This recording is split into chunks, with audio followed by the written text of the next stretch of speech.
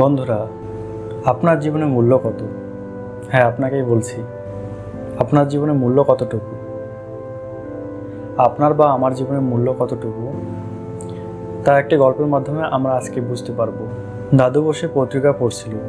ঠিক এমন সময় তার 15 বছরের নাতি এসে দাদুকে জিজ্ঞাসা করলো, আচ্ছা দাদু, বলো তো আমার জীবনের মূল্য কত? আমি তো লেখাপড়াও তেমন জানি না, করতেও পারি না, ভালোও লাগে না, তাছাড়া এখনও অনেক ছোট আমি। এই সমাজে কী বা মূল্য আছে আমার?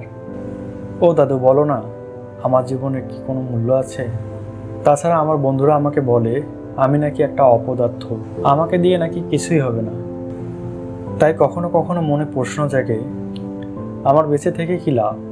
আমার মতো মানুষের তো মৃত্যুই ভালো। যে জীবনের কোনো মূল্য নেই সে জীবন রেখে কী লাভ? তখন দাদু বলল, এটা নাও, ধরো। এই বলে রুমালের মধ্যে পেঁচিয়ে থাকা একটি ছোট পাথর দাদু নাতিকে দিল এবং দাদু বলল, তোমার সমস্ত প্রশ্নের উত্তর এই পাথরটির মধ্যেই আছে, শুধু তোকে আবিষ্কার করতে হবে, এই আর কি। নাতি বলল, কিভাবে দাদু? দাদু বলল, এই যে দেখছিস, এটি একটি ছোট পাথর। এই পাথরটি নিয়ে সর্বপ্রথম তুমি সবজি মার্কেটে গিয়ে এর দাম জিজ্ঞাসা করবে। দাম যাই বলুক না কেন, শর্ত একটাই, এই পাথরটি কারো কাছে বিক্রি করা যাবে না। এরপর তুমি পাথরটি নিয়ে একটি চালের দোকানে যাবে, সেখানেও পাথরের দাম জিজ্ঞাসা করবে, কিন্তু পাথর বিক্রি করবে না।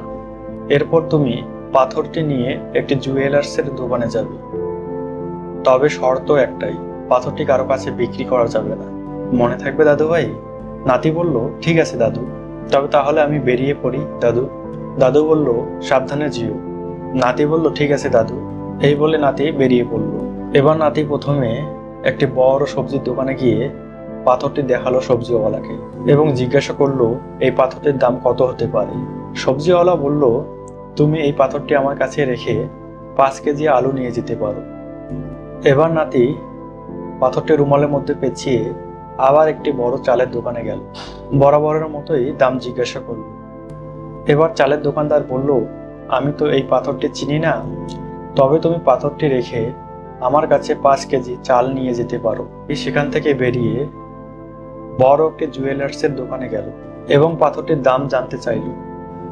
এবার জুয়েলার্সের দোকানদার পাথরটি ভালো করে পরীক্ষা নিরীক্ষা করে দেখল এবং ছেলেটিকে বলল, এই পাথরটি এতটাই মূল্যবান ডায়মন্ড যে আমার দোকানে যত স্বর্ণ অলংকার আছে তা সব দিয়ে দিলেও এই পাথরটির মূল্য পরিশোধই করা যাবে না। এই পাথরটি এতটাই মূল্যবান। এবার ছেলেটি হতভম্ব হয়ে গেল।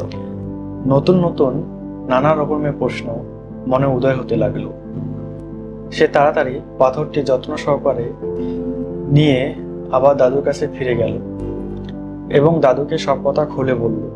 তখন দাদু একটু মুচকি হাসি দিয়ে বলল, বুঝলে দাদু ভাই, যখন তুমি এই পাথরটি সবজিওয়ালার কাছে নিয়ে গিয়েছিলে তখন এর দাম ছিল মাত্র 5 কেজি আলুর সমান, এবং যখন চালের দোকানে নিয়ে গেলে তখন এই পাথরটির দাম আর একটু বেড়ে 5 বস্তা চালের সমান হয়েছিল। কিন্তু যখন তুমি এই পাথরটি সঠিক জায়গায় নিয়ে গিয়েছিলে সেখানে কিন্তু এর দাম অনেক গুণ বেড়ে গিয়েছে। তাই তোমাকে বলবো, তোমার জীবনের দাম এই পাথরটির চেয়ে বহুগুণ বেশি, শুধু অবস্থান ভেদে। তুমি সঠিক জায়গায় নিজেকে প্রেজেন্ট করে দেখো, সঠিক মূল্যায়ন অবশ্যই তুমি পাবে। কিন্তু তুমি যদি সবজিওয়ালার কাছে গিয়ে নিজেকে প্রেজেন্ট করো, তারা সবজির সাথেই তুলনা করবে, এটাই বাস্তবতা। আশা করি বুঝতে পেরেছো দাদু ভাই, এবং নাতির সাথে সাথে আশা করি আপনি এবং আমরা সবাই বুঝতে পেরেছি। ধন্যবাদ সবাইকে।